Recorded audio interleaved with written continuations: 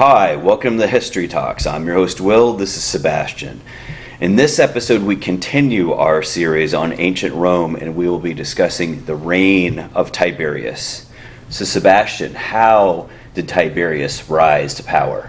There are not so many sources on the reign of Tiberius as there are on Augustus, but we do know a lot about him, as well as the emperors Nero, Claudius, and Caligula, thanks mainly to one source in particular called the Annals, which was written by a late 1st century Roman historian named Publius Cornelius Tacitus. Tiberius was first made co-princeps with Augustus in 13 AD, and then became the actual Imperator of the Romans when Augustus died the following year. So did Augustus choose Tiberius to be his successor? He did.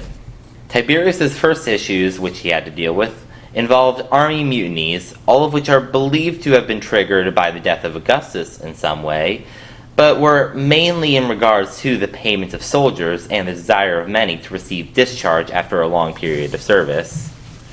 The first was a revolt by the garrison in Pannonia, which is now western Hungary, who were apparently not paid enough. A tribune sent by Tiberius, Blaesus, did much to subdue the soldiers, but the underpaid legionnaires were still unhappy, and charismatic speakers from among their number kept giving remarks such as, "By being tame, we have made enough of a mistake for too many years, and no other relief from our life in the military under fixed conditions than a payment of 1 denarius to each, and our 16 years of service being brought to an end is enough." So did the problem of underpayment begin under Augustus, and it was Tiberius that was left to deal with the problem? It seems so, especially with the fact that all of this was happening as soon as Augustus died. Tiberius then sent his son, Tiberius Julius Caesar, along with 2 cohorts of cavalry to take care of it, which he accomplished first by giving a speech, then by giving another that took advantage of a lunar eclipse that occurred, interpreting it as a sign from the gods. Right as this conflict was being wrapped up, an even more severe mutiny occurred in Germania, seemingly with the same causes. These soldiers were the same ones that Tiberius led to successfully counterattack against the Germanic tribes. Were these soldiers Roman citizens, or were they German mercenaries that had fought for the Romans? They were Romans from Italy. They were citizens. The commander placed in charge of them, Germanicus, was busy at the time in Gaul, where he was collecting taxes, but he rushed back to Germania as soon as he heard the news and tried to convince the soldiers by pointing to the loyalties of others in Gaul and Italy. Eventually, however, Germanicus gave in and allowed the soldiers honorable discharge for those who had served 16 years or 20 campaigns, and they were given double pay. I'm assuming that made them happy. Indeed.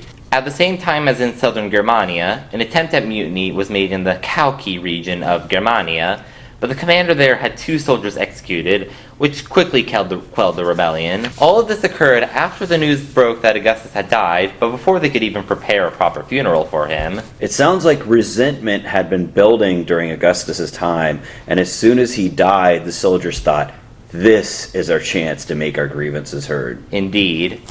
After the mutiny was over, Tiberius decreed a new campaign across the Rhine River into Germany, sending in the loyalists who remained in the legions, many of whom were riled up as a result of the internal conflict that accompanied the mutiny. Also influential to the decision to invade Germany was the fact that Arminius' coalition had been split between him and another named Segestus, the latter being generally pro-Roman, and he had sent envoys to Tiberius asking to be granted safety for him, his family, and his men in exchange for surrender, which the emperor granted. This further angered Arminius, whose daughter was Segestus' wife, and who doubled his efforts to recruit tribes like the Cherusci to his cause. Germanicus had briefly retaken large swaths of Germany, but Arminius was able to repeat his previous success with only slight alterations to his tactics. Arminius eventually agreed to let the Romans simply leave Germany, and the previous border at the Rhine River was reestablished and reinforced. A white peace, essentially. What's a white peace?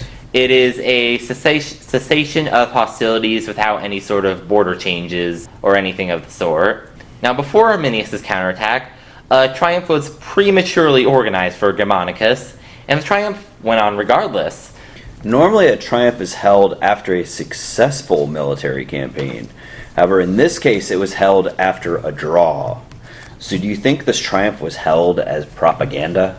Oh, most definitely. It was probably some message of, well, hey, at least we pushed back those barbarians, all under the reign of our new great emperor, Tiberius. Which, speaking of Tiberius, at this triumph, the Senate officially voted Tiberius the titles of Pater Patriae, which is father of the country, Augustus, and they offered him the civic crown, all of which were held by his predecessor, Augustus Caesar, but Tiberius refused them outright, claiming that he was unworthy of the title due to the mutiny situation, and, interestingly, also saying as a reason that all mortal things are uncertain, which could be a nod to the image of Augustus as divine.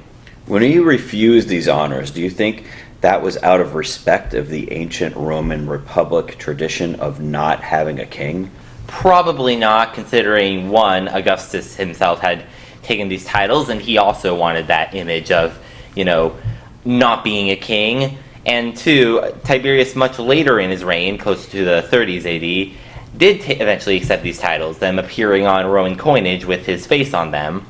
So then that leaves the question of, well, why did he refuse the titles? Some speculate it was an act of defiance against the Senate, though it could also be that he did genuinely feel undeserving after the failed campaign in Germany and the multiple mutinies in the border regions. This should not be seen as him untying himself from Augustus Caesar, as in 4 AD, Tiberius changed his name from Tiberius Claudius Nero, his biological father's name, to Tiberius Julius Caesar, or Tiberius Julius Caesar. And even after Augustus died, he kept this name. And that concludes our first episode on the reign of Tiberius. Tune into our next episode as we continue discussing Tiberius's reign.